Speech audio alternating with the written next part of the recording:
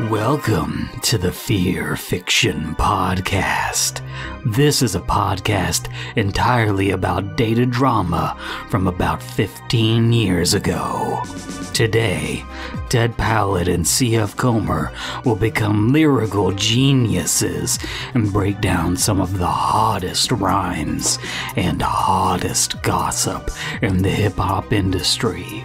Welcome to about an hour of that meme where the sports bro is explaining what's happening to his girlfriend, because that's literally what this is.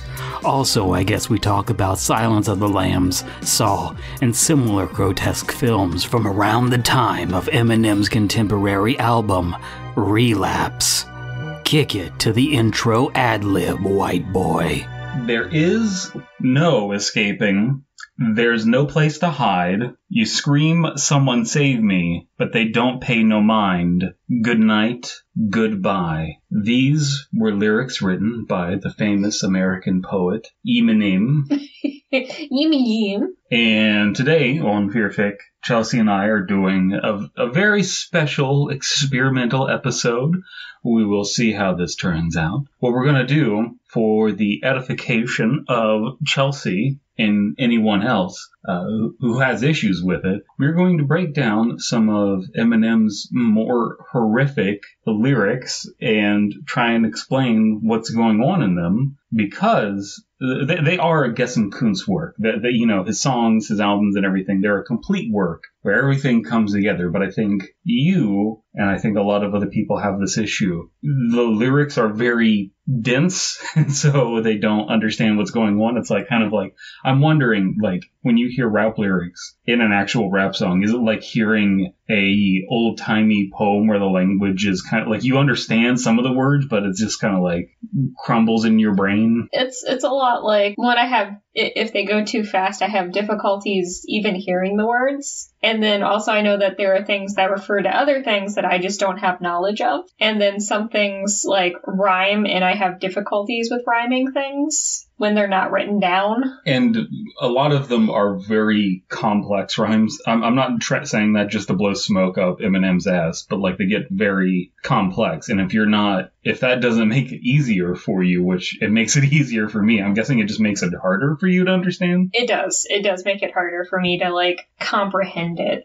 So I thought it would be fun as an experiment just to roll through some songs from Eminem's Relapse album, which is kind of his most horrific album. And we're going to start off with 3 a.m., which is kind of that was very much so where horror was at the time, with your Saws and your Hostels and your like weird Silent Hill remakes that are not Silent Hill remakes, Silent Hill sequels that are very like more slasher than anything psychological. Yeah, and so I know you've seen the video for 3 a.m. It's an awesome video, but I don't know how much you comprehend what is being said in the song. Honestly, we probably should have revisited the video before we did this. It'll be interesting now instead, because you're probably going to... Because I don't remember the video if I've seen it, which I probably have. It's the one where there's a naked mannequin. Eminem kisses the mannequin. No, I don't. He's friends with a mannequin. He really likes mannequins. He likes mannequins. You know, some people just, no judgment. There's a kink-shaming free zone for Eminem and his mannequin buddies. So we'll we talked about what the intro area was at the beginning of the cold open. Let's get into the first verse, and I'll read it. You just give your reactions. Okay. And ask me if you need me to break down what the story is at any moment, because a lot of this is a more cohesive narrative than a lot of other Eminem songs where he's just like, anyway, I pissed off some parents because I taught their kids to say fuck. Okay. This is like an actual story. Okay. All right. You're walking down a horror corridor. It's almost 4 a.m. and you're in a nightmare. It's horrible. Right there's the coroner, waiting for you to turn the corner so he can corner you. You're a goner. He's onto you. Okay, so it's 4 a.m. There's a weird guy in the hallway. Interesting. So dressed up like the coroner? So that's the interesting thing is immediately what we're getting is it's a second person narrative. Okay. This is Eminem X Reader. Right. True. Which is something you probably didn't pick up on. No, I didn't. And so it is this performative thing. Eminem is dressed up as like slashers and a bunch that, you got your David Bowie out there dressing up like spaceman, intergalactic spaceman. Eminem really likes dressing up as a slasher killer. That's always been his MO. Yeah. That's what he's attracted to as an artist is. Yeah. And even if you don't have the context of the music video, which hopefully a lot of people don't, you're already kind of getting that there is like a little bit of a medical vibe because of the coroner. Right. And presumably Eminem is the coroner. Okay. So he's trying to corner you in a labyrinthian medical facility, if that makes any sense. Yes. All right. So, and again, really dense rhyme scheme of, it's almost 4 a.m. and you're in a nightmare. It's horrible. Right there's the coroner. That it's so dense. Right. There's a lot right there to unpack. It's like a gluten-free biscuit. It's really dense. Exactly. Out the corner of his cornea, he just saw you run. All you want is to rest, 'cause you can't run anymore, you're done. All he wants is to kill you in front of an audience while everybody is watching at the party applauding it. Okay. So what does that make you think of?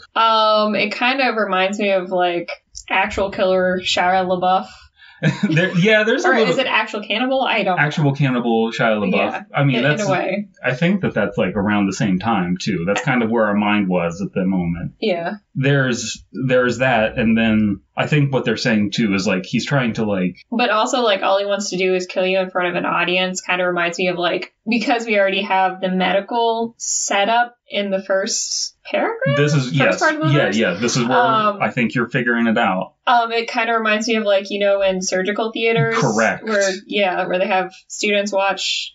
That's always where my mind went. Okay. Is that there's supposed to be the music video makes it clear that he's kind of just like an insane person. Okay. But I think when he's calling himself the coroner, that's kind of like him as a killer giving himself a name. Mm-hmm. So he likes to dissect people and he gets off on the people watching it. Okay. And so that's what it is in his mind, even if it's not what other people are seeing. Okay. That also kind of reminds me of like that one part in The Cell, which is a movie from like about the cell 90s. Phones, yes. But it's just like a teenage comedy movie. Oh my god. Oh my god, I just got my cell phone, guys. We have nicer cell phones. Oh, no. No, there's like this. I sat down my kids in front of the TV to watch The Cell. I thought it was going to be a wholesome movie. Well, like you have Stephen King's The Cell, which is about zombies, and then you have The Cell, which I think is a fantastic horror movie, except for the lead, I think, is Jennifer Lopez, and she's like the worst part of the movie.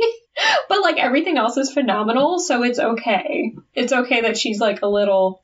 Like, she's adequate. She's not the worst thing, but she's adequate. But the whole movie is just about, like, them going into the mind of this serial killer in order to figure out where he's live streaming the death of his current, like, victim from, I think, if I'm remembering correctly. Well, that sounds a lot like a cross between Fear.com and, The Evil Within. It's fantastic, though. Like, the person who was in charge of the costumes just went fucking nuts, and it's just like a visual eye fest for that. Anyway, back on track. All you want to do is because you can't rest anymore, you're done. He wants to kill you in front of an audience while everybody's applauding it. Here I sit while I'm caught up in deep thought again, contemplating my next plot again, swallowing a Klonopin while I'm nodding in and out on the ottoman and the Ramada Inn. Hold on to the pill bottle then, lick my finger and swirl it round the bottle to make sure I got all of it. Wake up naked at McDonald's with blood all over me, dead bodies behind the counter, shit. Guess I just must blacked out again. Not again. Okay, so let's start because there's a lot there. This is a very dense little bit. I think little bite. Okay, here's what I would say, though. But let's start off with, backing up. If you aren't a dedicated Eminem fan, you just don't have the ears to hear that, I think most people would just think that he was saying gibberish through most of that. Right. But what's a...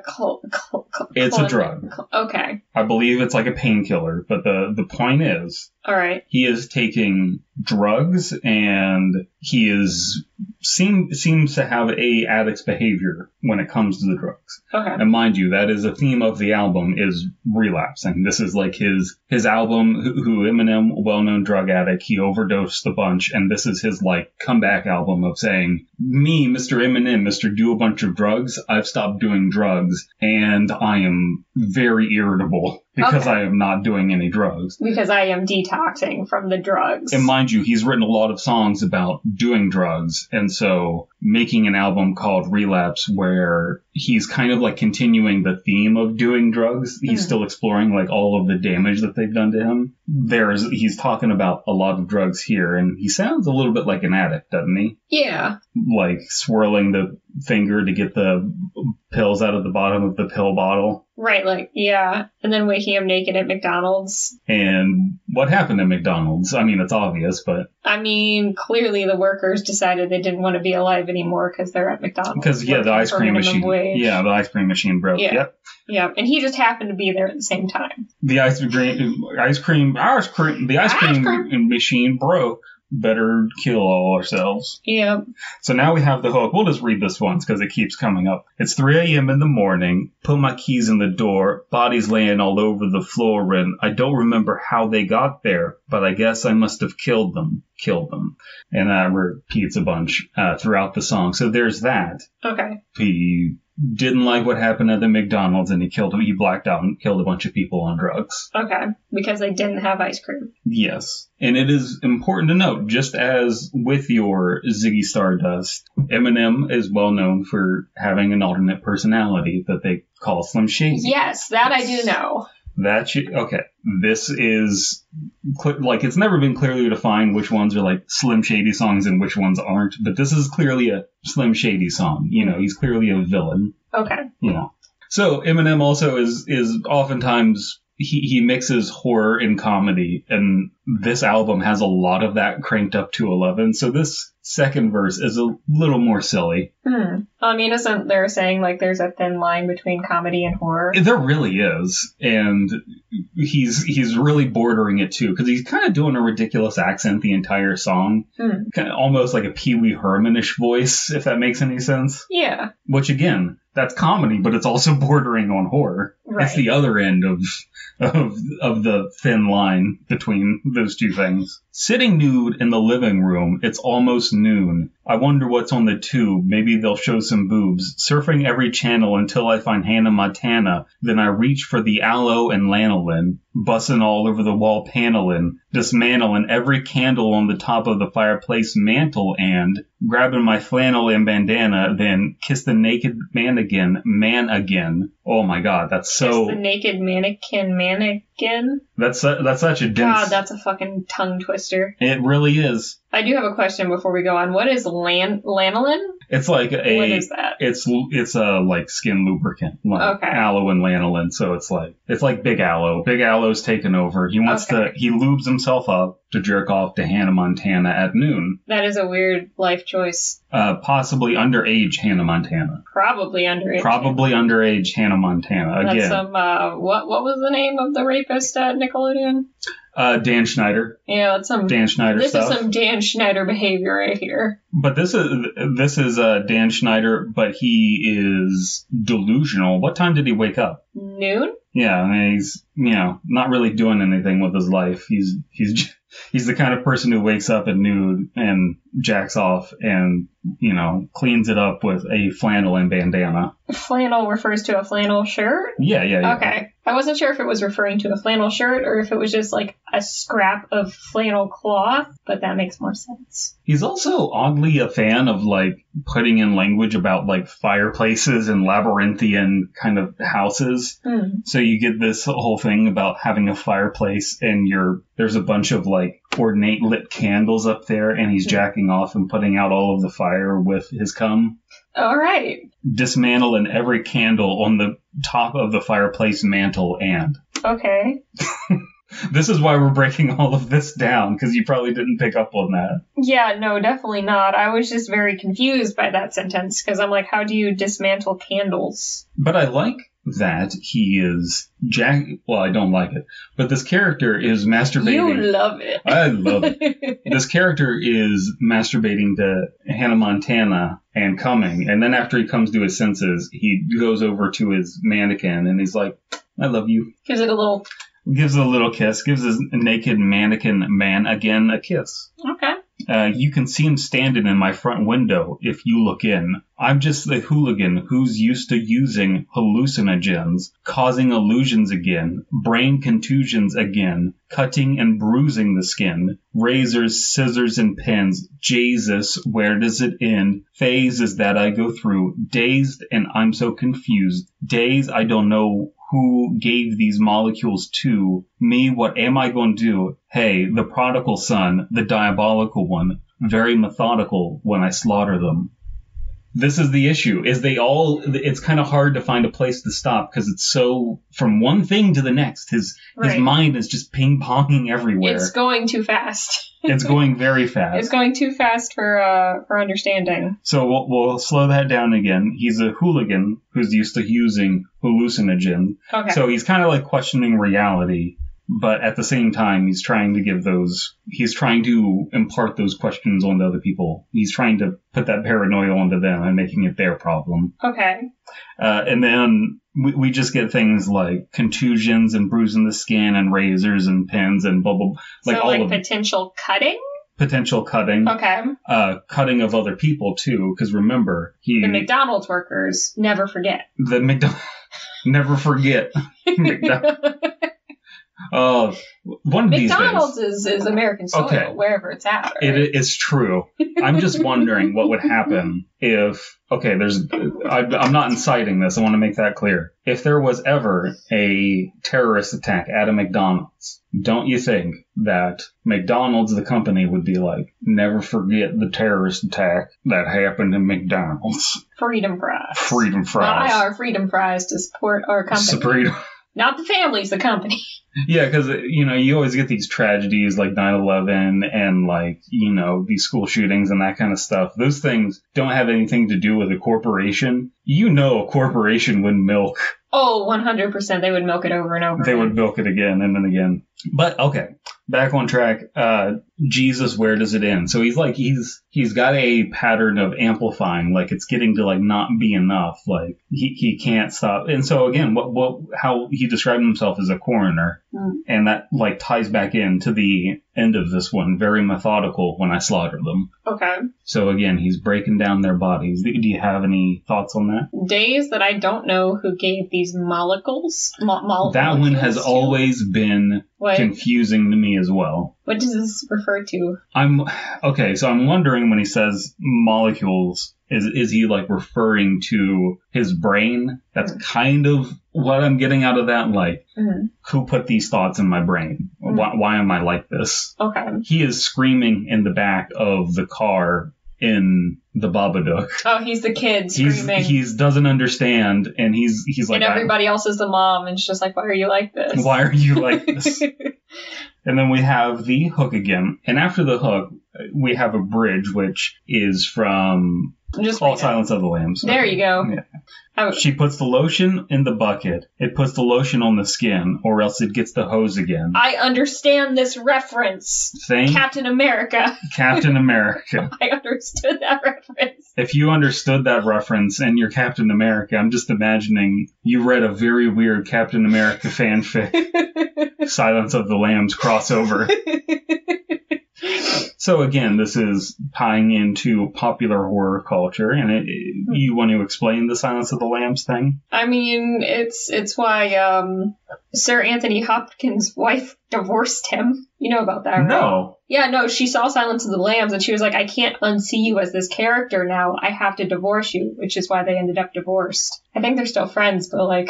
That's so weird. That's such a dumb reason to leave somebody. Yeah. I mean, it's kind of like you're having sex and your partner farts and it's like, I can't be with you anymore. I do wonder how often in the bedroom he was just like, hello, Clarice. Like, how often did he do that? Anyway, Silence of the Lambs is about an FBI agent who goes to like this crazy cannibal killer, Hannibal, who is played by Sir Anthony Hopkins. And she's just like, hey, I need your help to figure out this current killer who we don't have caught, who keeps kidnapping people. Help me. And he like just puts her through like a bunch of psychological trauma. Yeah. And then he escapes at the end of the movie. You know, spoilers for an X-year-old amount movie. Yeah. Yeah. So. But I did genuinely enjoy the movie sequels to it. So, which doesn't happen very often, I think. But the lending that, like that very notable meme from it, which is kind of like a funny line, put the lotion on the bucket, it puts the lotion on its skin, or else it gets the hose again. Oh yeah, that's what the killer in the movie is doing to people. He's putting them in a hole and he's lowering a basket down and he's like, you put the lotion on your skin or else I'm going to give you hose again. Which I think... So that he can make a skin suit because he wants to pretend to be a female in a very, very horrible serial killer-y kind of way. Mm. But I think... You're trying to not get canceled. You're like, but he's a bad person.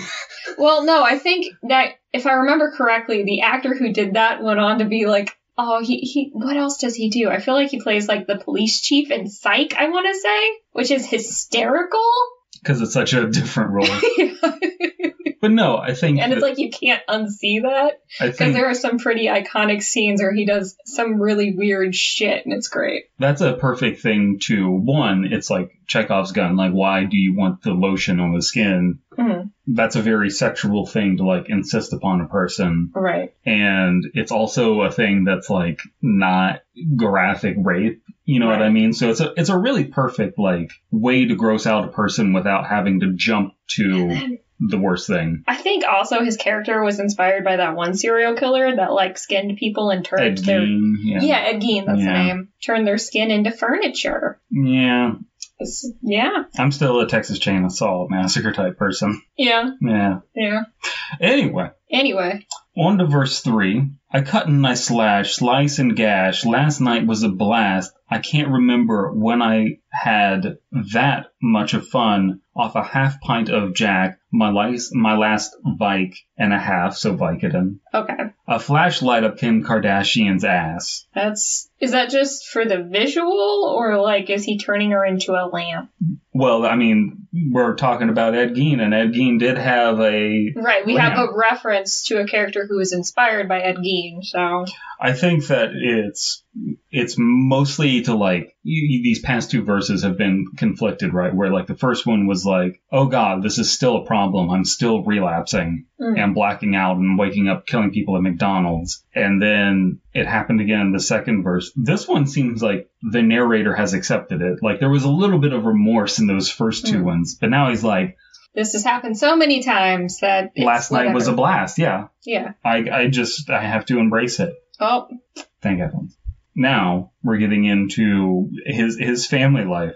I remember the first time I dismembered a family member, December I think it was. I was having drinks with my cousin. I wrapped him in Christmas lights, pushed him into the stinking tub, cut him up into pieces, and just when I went to drink his blood, I thought, I ought to drink his bath water. That ought to be fun. Oh my god, that's like those people who buy like Gamer Girl bath water. Yeah, again. It's like with the lotion, it's like the putting the lotion on its skin is clearly like a violation. Like it's telling somebody to do something that isn't disgusting in itself, but the insistence on it is what makes you know that there's something sexual behind it. Right. It's like a violation in a way that you wouldn't expect. Right. So talking about drinking people's blood and this song having a lot of references to horror movies and crime, is there going to be a reference to the Sacramento vampire in this? I don't know. That sounds a little FBI blood cult. Fun. Just a little blood cult. That's when my days of serial murder manslaughter began. The sight of blood excites me. That might be an artery, son. Your blood-curdling screams just don't seem to bother me none. It's 3 a.m. and I'm here. Here I come. You should probably run. A secret passageway around here, man. There's gotta be one. Oh no, there's probably none. He can scream all that he wants, top of his lungs, but ain't gonna stop me from chopping him up, 'cause it's 3 a.m. in the morning. Put my key in the door, bodies laying all over the floor, and I don't remember how they got there, but I guess I must have killed them. Okay. And I think that this is misquoted here at the end. It says, in the outro, he's kind of like whispering, evil thoughts. But here it says evil rise, but I think it's evil thoughts. Okay. It's funny, too, because YouTube doesn't quote it, because he's going like, yow, like over it louder to like distract you from the whispering. Okay. But yeah, so there's that. He has all of these evil thoughts in his mind, and yeah. Okay. So is this ultimately just a call about, or is this ultimately just a song about the call of the void? Well, I think that he's supposed to be a psychopath. At the end, Okay. we kind of get some confirmation there. Okay. I know that we didn't interrupt those lines very much because, again, it all just flows together so much. But this one is less rhyme dense and less trying to make funny rhymes, whereas the early ones kind of were more so. I think that these ones are really trying to like drive home, like your blood-curdling screams don't bother me none. Okay. He says, don't seem to bother me none. Like, again, it's still in the second person. This is Right. still Eminem X-Reader. Right. And you're panicking, and he's telling you, look, your screams don't seem to bother me. They don't seem to be doing anything. I just kind of don't care. I just keep coming. I just keep coming. Okay. After drinking your bathwater. And then your blood. And then your blood. So what do you think of 3 a.m.? I think it's interesting. More interesting than when I just listened to it, because I did not understand a lot of this, or I didn't catch a lot of it. This one is a good one for you to enjoy. I think a lot of people have this issue, and I've been waiting for some sort of medium to express this thought. But I think some people get caught up in, okay, rap lyrics have references to other rap lyrics, so it's kind of like trying to read comic books, and it's like, oh, this references issue 213 or whatever, and Right. you know, Or, you know, if you want to read this current storyline, you have to read this obscure one that released once in the 80s, and then this one that released once in the 60s, but good luck getting all of them. and it gets to be references on top of references, and that kind of like, I think, turns people like you that never got big into hip hop off from it, because it's like, I don't understand what that is. I don't understand that reference. Right. That song is pretty devoid of real life references, right? Right. From rap. Rap references. And it has horror references, which were much more, we share that knowledge. Right. And we've talked about the song, the Slaughterhouse song that you like, because it references rock songs and pop music instead of referencing rap songs and stuff like that. Right. But now we're going to get into some real life drama, and this song is very goofy, but it also is no joke a horror song, but now Eminem is the victim in this song. Okay. This is Bagpipes from Baghdad. It is another Relapse song. It's called Bagpipes. Okay, Chelsea just made a look on her face that she didn't make a noise to. It was just confused Pikachu face of Bagpipes from Baghdad. The lyrics, the beat itself sounds like Bagpipes from Baghdad. It has... So it's just bagpipes, but to like... It's a Middle Eastern song with bagpipes as the main instrument? Okay. Yes, it literally is. I'm just like trying to audially... You probably haven't heard this song because it is a drama song. And thankfully, lyrics here, and we're going to link the Genius website here, which will break down any lyrics that you're unclear on. They are generally pretty good. This song is from Eminem having a broken up relationship with Mariah Carey. He was with Mariah Carey? He was with Mariah Carey. This is like a well-known thing where... Mariah Carey's the one that song All I Want for Christmas Is You? Yes. Okay. That Mariah Carey? The one that that's Mariah Carey. Being sued over that song? Is she? Yeah. Eminem isn't being sued over that song. Retail workers are finally done. They're revolted. You're calling for a general strike. What caused it, Mariah Carey? Mariah Carey. U.S. all of us need to get together and have a nationwide strike in Christmas over Mariah Carey music being played in retail. We'll just be outside of all of the shops. Also, we all want raises. Playing like reverbed up, reversed version of All I Want for Christmas Is You. It's like the song of unwanting things for Christmas. Yes. It's the song of unhealing, but it's just Mariah Carey's All I Want for Christmas Is You. Yes. And they're just like, we're not going to take it anymore. Yes. If you're going to be annoyed, we're going to be annoyed. Right. Or vice versa. Strike that, reverse it.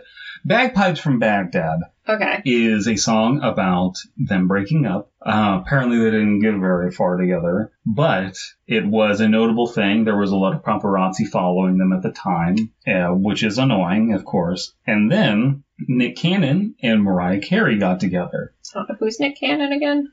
Okay, this is what happens when... Is he the one that was on Disney Channel? Yes. Okay, I don't remember anything else aside from the fact that he was apparently on Disney Channel. What happens, and this is a well-known phenomenon in the world of hip-hops, is that if you are dissed by Eminem, you kind of just get Thanos snapped out of existence. People just forget that you exist. Okay. The term that we use is fell off. Fell off. And there's a number of very decent rappers who vaporized, such as Cannabis and Nick Cannon, who just don't exist anymore because they got dissed by him. You know Ja Rule? He was the fire guy? He was the fire. What was the name of that thing that, like, crashed and burned? Yeah, Firefest. Firefest. Yeah. I forgot the word fest. Oh, yeah, he was involved with that, too. No, okay, so fun fact. One of Eminem's friends, 50 Cent, just to shit on Ja Rule, because he also hates Ja Rule, rented out the first 2 rows of Ja Rule's concert and had nobody sit in them. Doesn't he still get the money, though? Ja Rule still got the money. He was just doing it to make his concert look empty. Oh, that's funny. That's pretty funny, actually. But he's kind of a douchebag, as you can tell from Firefest. You love 50 Cent doing God's work by you know, he might have gotten a little bit of money off of that, but the joy that we get from watching Ja Rule perform two empty rows of fucking fans is already worth it. Okay. Anyway. But why is he dissing Nick Cannon? Is it just because he's dating his ex, or so did Nick Cannon attempt something? Here's the thing. At the time, tensions were fine. Okay. There wasn't any serious beef between Eminem and Mariah Carey. Okay. It's just, Eminem's going to release a new album. Is he going to talk about the Mariah Carey thing? Okay. Because he always brings his personal drama into his albums. This is just going to be, in Eminem's mind, and in the minds of most people, this is just a funny song about a public relationship, and Mariah Carey and Nick Cannon did not think it was funny. Okay. Everybody else did think it was funny. Okay. So, just bear that in mind. They were in a relationship. Mariah Carey, very rich, affluent woman, right? Sure. She's got all that. All I Want for Christmas Is You money. I mean, depends on where you've worked at. She's either, seems like a nice human being, or incredibly infamous. Yes, that's. So we have the intro, and again, Eminem's kind of the victim in the song. Okay. Do we have any public knowledge outside of songs of what happened in their relationship for reference that we should know about? All we know is that Eminem did not enjoy this relationship, and... Dude, she was probably playing All I Want for Christmas Is You, like, every time, like, there was a romantic thing going on. And we also know that they didn't get very far sexually. Okay. Which is kind of, like, super awkward if the paparazzi is just like, so you gave her a stinky pinky, right? And it's just like, nah, I didn't. Why would the paparazzi ask about that? Why would the paparazzi ask about anything, Chelsea? They're paparazzi. They're fucking vultures, okay. Yeah. So the intro is, oh no, it's music to my ears, oh man, how can I describe the way I feel? Fucking great, man. Okay, let me see. Where should I begin? And so, right as the song is beginning and going into the first verse, you hear a door creak open and then slam off. So, like, he kicked a giant wooden door, like a labyrinthian door, down. Okay. And that's the intro to the song. That's a very important visual. Just imagine a giant wooden door being kicked open. Okay. Locked in Mariah's wine cellar, all I had for lunch was more bread, wine, and Captain Crunch. Man, breakfast of champions right there. Red wine for breakfast and for brunch. And to soak it up as a snack, crackers to munch. All right. So what apparently happened is that Eminem got locked in Mariah's wine cellar for being a bad boy. Is this for funnies, or did she actually do that? I don't think she actually did that. Okay. That's, again, as a previous retail worker, I could see her doing that, but I only make that assumption. So, you would think nobody thinks that this actually happened, right? So Why would Mariah Carey be mad about this, Right. Yeah, no. Okay. Mariah, whatever happened to us? Why'd you have to break up? All I asked for was a glass of punch. See, I never really asked for much. I can't imagine what's going through your mind after such a nasty breakup with that Latin hunk. Luis Miguel Nicanen better back the fuck up. Who's Miguel? Another fling. Okay. Wait, did she cheat on Eminem with him, or? I don't think so. Did she cheat on Nick Cannon with him? No, no. Did she cheat I think the timelines are clear. Like, I think they were clean breaks. Okay. So I don't think it's a being whore thing. Which, that's okay. Don't cheat. Ask permission first, but. Would you not fuck Mariah Carey? I don't even know what she looks like. She's an attractive woman. I don't even know what she looks like. For supermodel standards, everybody always says that she's super fat, but that's, just... everybody's fat for everybody's. Even supermodels are fat for supermodel standards, and it's a little fucked up. But you can tell with the way she dresses that it bothers her. Yeah? She doesn't wear it with confidence, Okay, so she's a little insecure. She's got that insecurity going on out there. But she is she is a legit singer. She's not like a joke singer. Yeah. So there's that. But anyway, I'm not playing. I want her back, you punk. This is Hello Kitty bedspread, satin funk, mixed with Egyptian with a little rap and punk. Zapp and Eric Clapton, Shaft, Frank Zappa, crunk. He's just throwing fucking words together. Okay, so this is just word salad. This is kind of word salad, but he's trying to tell you the vibe of the song, if that makes any sense. Because again, it's that very weird Bagpipes from Baghdad vibe. So he's kind of just playing with this is just, I'm being goofy. He's just trying to get across. Although according to Genius, if you click on Hello Kitty, apparently Mariah Carey really likes Hello Kitty and does have a Hello Kitty bedspread, according to that. Again, that's a favor. Let us know in the comments whether you would fuck Mariah Carey today. Or let us know what she looks like. I know what she looks like. You're the one who's blanking on what Mariah Carey looks like. I can't remember. I don't know. All I can picture is J-Lo playing Selena, and it's just that's not brain. That's not the image we're trying to pull to the front right now. That's unrelated. Okay, but bear in mind, we're talking about trying to get back with Mariah Carey, and he's putting on this kind of ridiculous, somewhat Middle Eastern accent. Okay. So he's being goofy. He's pulling a Anthony Hopkins here. Okay. He's pulling an Anthony Hopkins where he's I'm being Clarice, I want you back. He's not being serious. So he's clearly has a joking tone.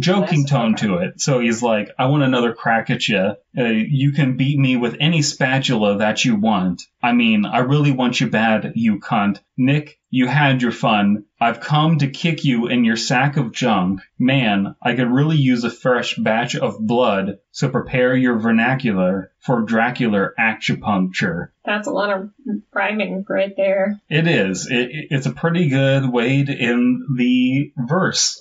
But I like that he's again pulling on all of this horror iconography, but it's so tongue-in-cheek. He's just I'm going to bite Nick Cannon like a vampire. Right. The funniest thing about this song, Chelsea, is that Nick Cannon got so butthurt about this. Is he real?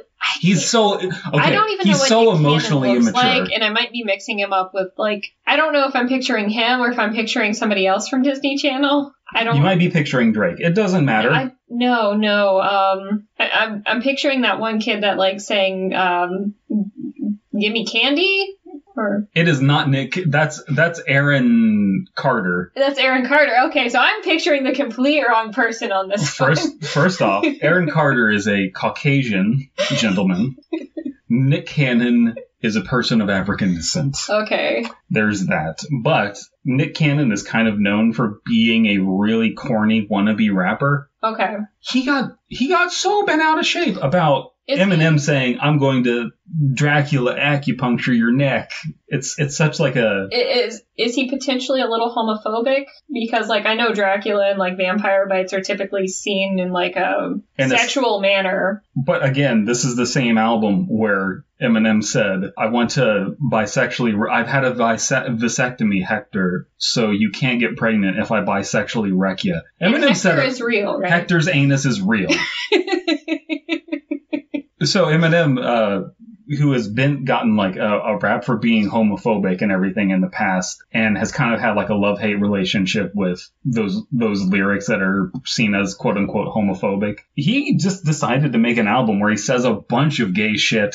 And this is some of it right here, saying that he's going to suck Nick Cannon. And Nick Cannon, again, can't stress this enough, took it serious. Did not have a good time with that. Did not have a good time with Eminem saying he's going to do this.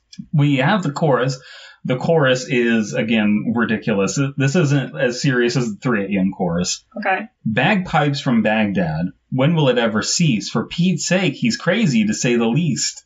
Bagpipes from Baghdad. What's going through his mind? Half the time when I rhyme, I'm blowing up like bagpipes from Baghdad. Somebody turn the vacancy sign on, 'cause I'm gone blowing on my bagpipes from Baghdad. I run the streets and act like a madman holding a glad... They cut that off there. Okay. But it's holding a glad bag. The glad bag? Yeah, so... Oh my god, this is so fun, because I'm like realizing what I need to explain. What is... Okay. See, my assumption would be cutting off Gladiator.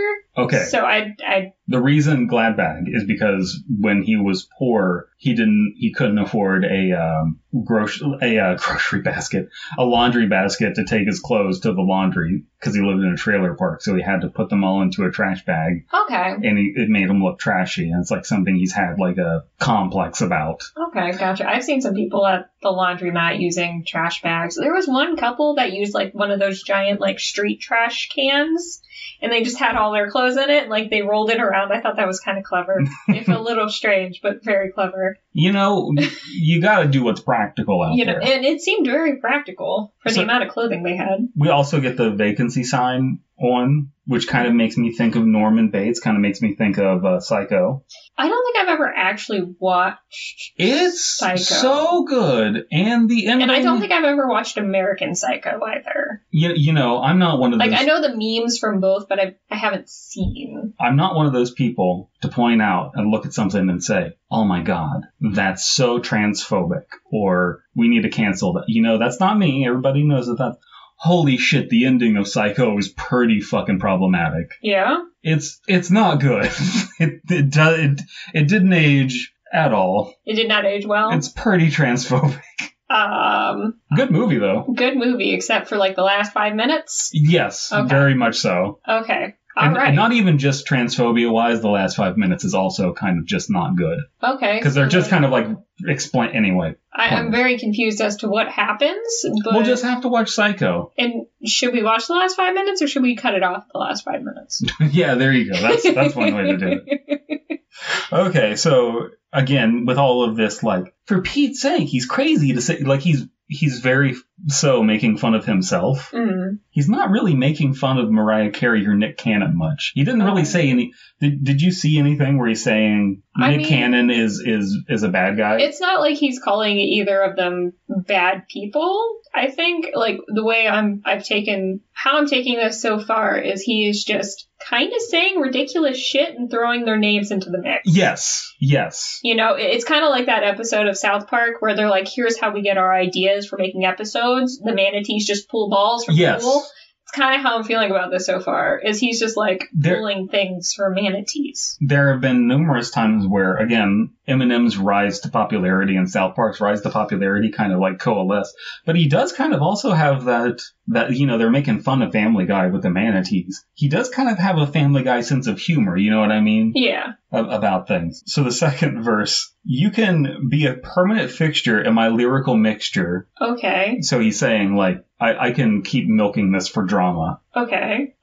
I'm the Miracle Whip trickster. So he's like the cheap version of whipped cream?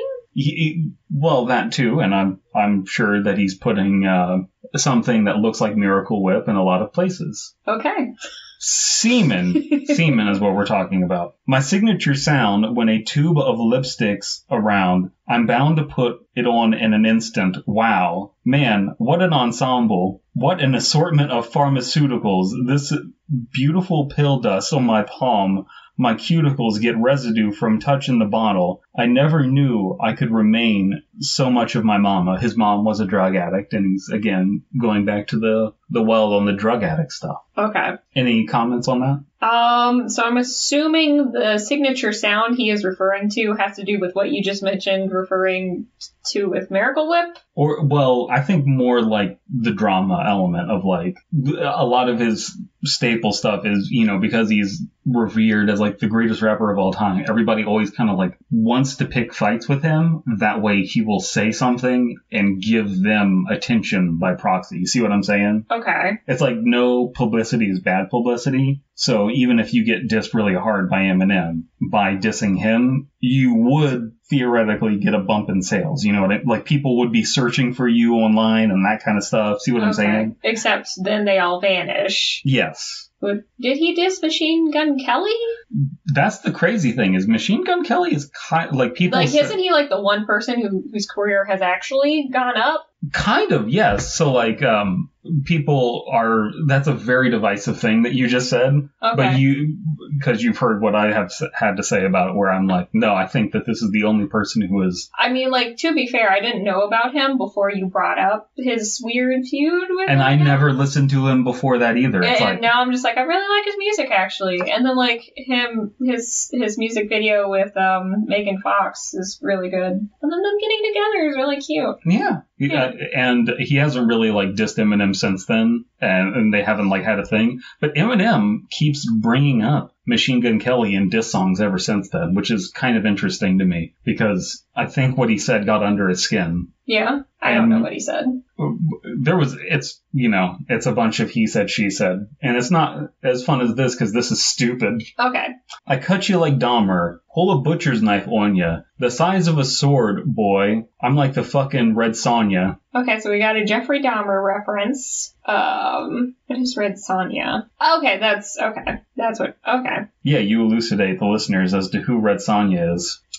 You want me to? Yeah. Okay, Red Sonja is a fictional character from a comic book who has that typical female fantasy armor on and is kind of hot. You're a fan of Red Sonja? Based on this photo, I am.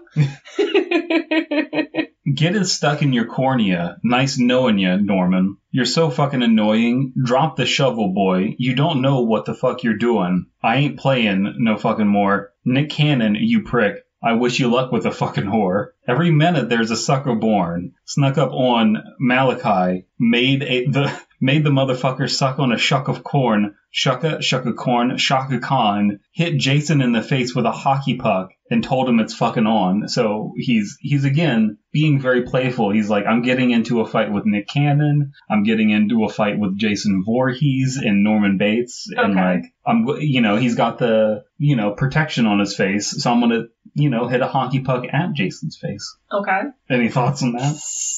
Just trying to figure it out, I guess. What the fuck are you doing? Running over the snowblower with a lawnmower, blowing your bagpipes from Baghdad. Okay. Now we have a verse about some interesting things. In the bed with two brain-dead lesbian vegetables, I bet you they become heterosexuals. Nothing stopping me from molesting you, titty fucking your breast, nipples, flesh, tickle my testicles. All right. It sounds a lot less serious when you actually read it out. It sounds playful. It is said that the two conjoined is what I said to the two conjoined twins. How's it going, girlfriends? You need a boyfriend? Need some ointment? Just set up an appointment. Oh my god.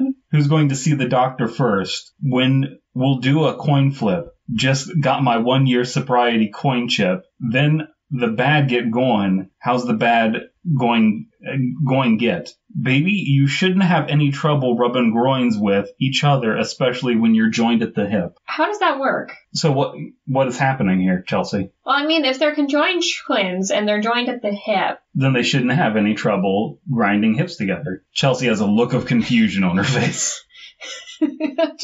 I'm going to get the needle. This is like a really bad, like, how? I'm going to get the needle and the thread from my sewing kit and attempt to separate them and stitch them back at the loin. Shit. Okay. So they're joined at the hip on the side. Right. And now he's going to sew their vaginas together. He's going to cut them up in the middle and sew their vaginas together. That's a really weird human centipede-ish thing to do. It's just ridiculous because he's like, oh, you're conjoined. I will deconjoin you, then reconjoin you. In a very different manner. And attempt to sew them back at the loin. Shit. Lure the little boy with the chocolate chips ahoy chip.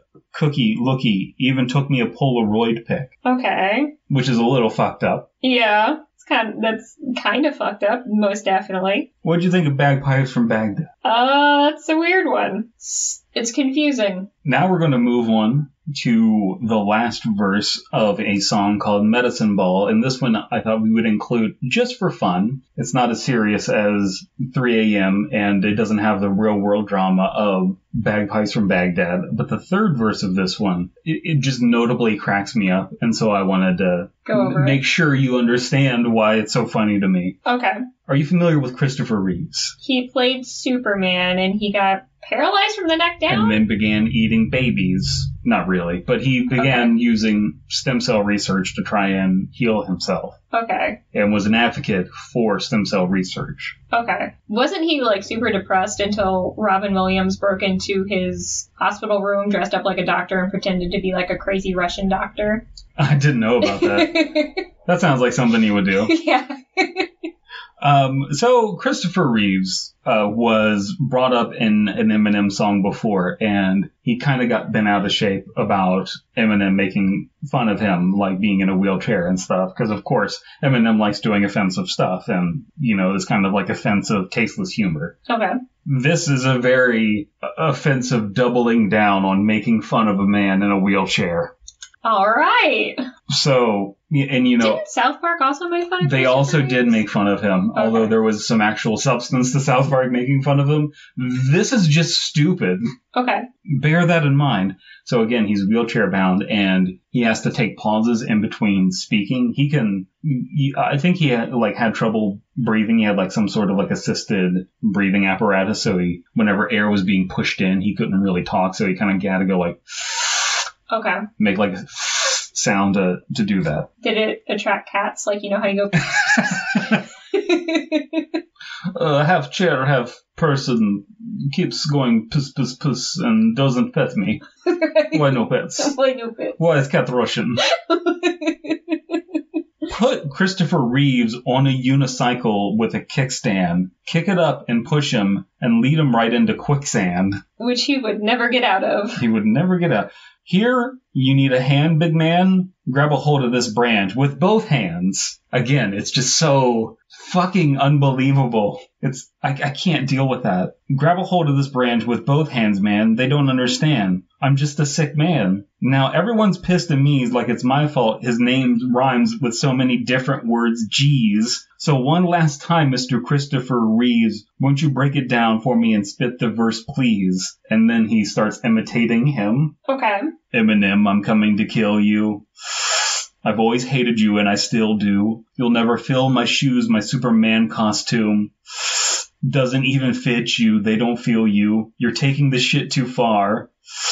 Who do you think you are? Hang my suit up by the armoire. Every day I hate you more and more. Throw down the cardboard. Let's break dance if you think you're hardcore. Okay. So which he clearly cannot break dance. do. Okay. But I just like the idea of Christopher Reeves specifically saying, let's break dance if you think you're hardcore. throw down the cardboard.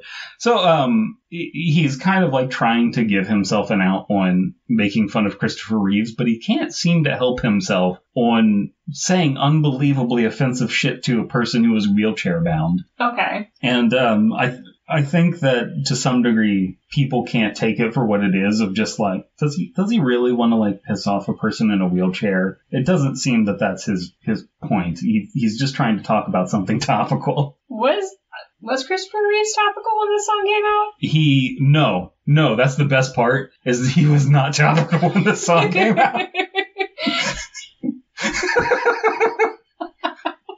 Well, okay, so originally he like mentioned him before the song. Okay. And it was just like a quick throwaway line. And he was topical at the time, and apparently he wasn't too happy about it. Was it because he was using stem cell research? No. It was just Superman is in a wheelchair and that's funny. Okay. Which, you know, blah, blah, blah. But here he's trying to give himself an out of like, it's not my fault that his name rhymes with so many things. With so many things. And then just makes fun of him more. And then just doubles down. Oh. So that was an experiment in reading Eminem's horrific rap lyrics. You might say that stretches the definition of one-line horror, but I mean, this all took place during internet times. Do you have any general thoughts? Do you appreciate these lyrics more now? A bit, I suppose. I have more of an understanding towards them. I'm still confused by the Mariah Carey song, but... So was Mariah Carey and Nick Cannon. A song that mostly makes fun of Eminem and him just being like a gay Dracula. But Nick Cannon, like, there's not even like really a thing that you can say like about Nick Cannon or Mariah Carey. He's mostly just like picking out, like, you know, you got the Hello Kitty bed sheets, but he's not really making fun of her. He's just like, hey, I know you like this, and I put it into a rhyme because it was funny. He didn't say like you're fat or you're ugly or anything. He called her a whore, but like, sure, but like he wasn't like, I'm gonna break into your house and punch you in the face. It was just, yeah, I got trapped in your wine cellar and ate all your crackers. Yeah, which is just. The implication there, I guess, is that she's like supposed to be like abusive or manipulative or something. But I don't think many people like took it super serious. They were just like, oh, it didn't work out and he's being funny. Okay. And I think that this was him attempting to be like, I'm talking about the drama without making it, you know, a big to-do. Here, you want to know what happened? It didn't work out and I got trapped in her wine cellar and I'm a gay vampire. Right. Turns out I'm a gay vampire. And it's like, it's written to be like a joke diss song as opposed to like a sincere one, because it has like this ridiculous droning bagpipes. Like, if you're seriously trying to like, you know, ruin someone's career, do you think that that's like what you would choose the vibe to be? Would you include bagpipes as an American rapper? Yeah, it just seems like a weird choice. Like, it's so on the face of it like a ridiculous thing. And I love that they took it serious. Yeah, I mean, maybe they didn't have the understanding that it was a joke. That's definitely what the case was, but I just don't know how level heads didn't prevail there. You know? I mean, if Nick Cannon or Mariah Carey like made a diss song back that was also making fun of themselves, I don't think anybody would dislike Mariah Carey or Nick Cannon for doing that. You know what I mean? Right. But they took it super serious. Okay. Yeah. All right. Well, there's a little history for you.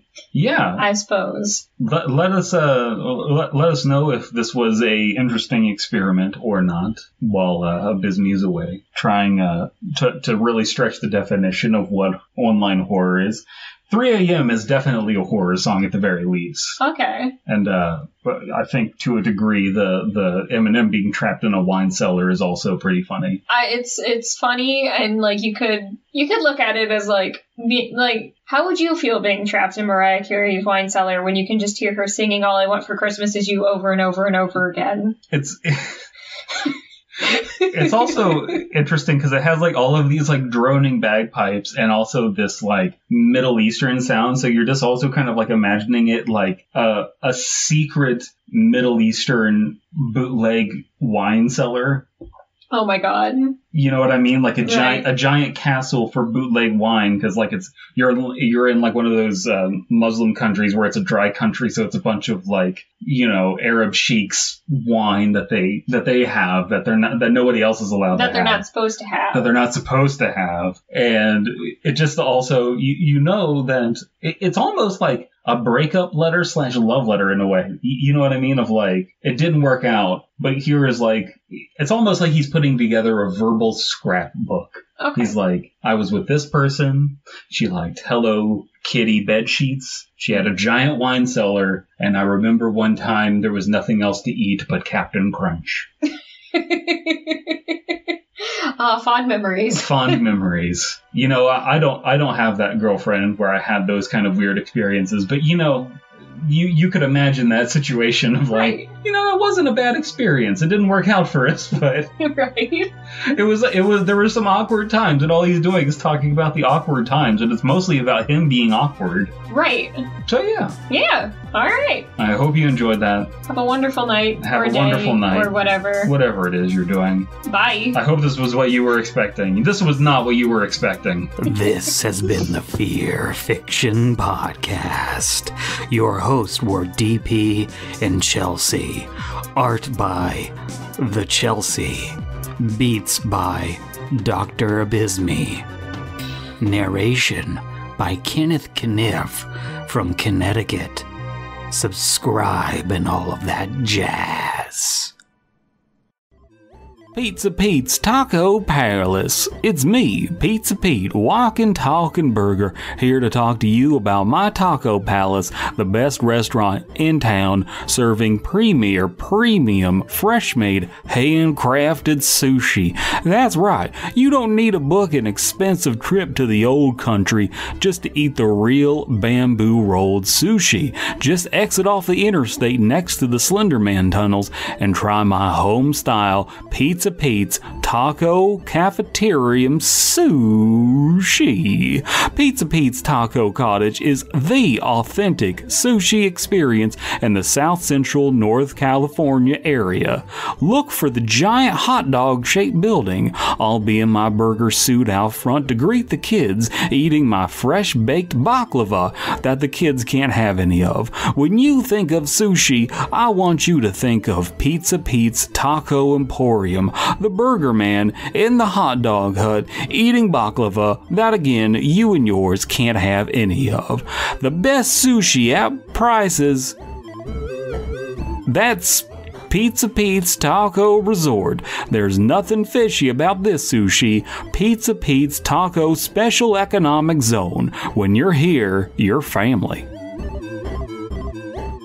Are you tired of humanity? Because I sure as fuck am. I'm leaving. I'm going to the Corvid Corner. Ravens play with wolf cubs. They grab sticks and play tug of war with the little wolf puppies. They've been seeing pulling the fur on tails to get the wolves to play. It is theorized that ravens will form special bonds with a wolf of their choosing in the wolf pack. You sound too confident in the way that you're saying this. Yeah. Seems very pre-rehearsed. Oh no. Doesn't seem real. I'm just reading what you're putting in front of me. I'm putting in front of you. That I wrote. You wrote it, so you didn't go out in the field and observe this. No, I did not. Epistemologically, you don't know if this is true or not. Exactly. I'm not a primary source. So this is sounding super fake. All right, then what's your fact, sir? Unlike other birds, corvids fly via magic. It's not the same, mechanical skill. The mechanic they're using is magic. Mm-hmm. And they have to charge their magic meter by, like, scaring the shit out of rats.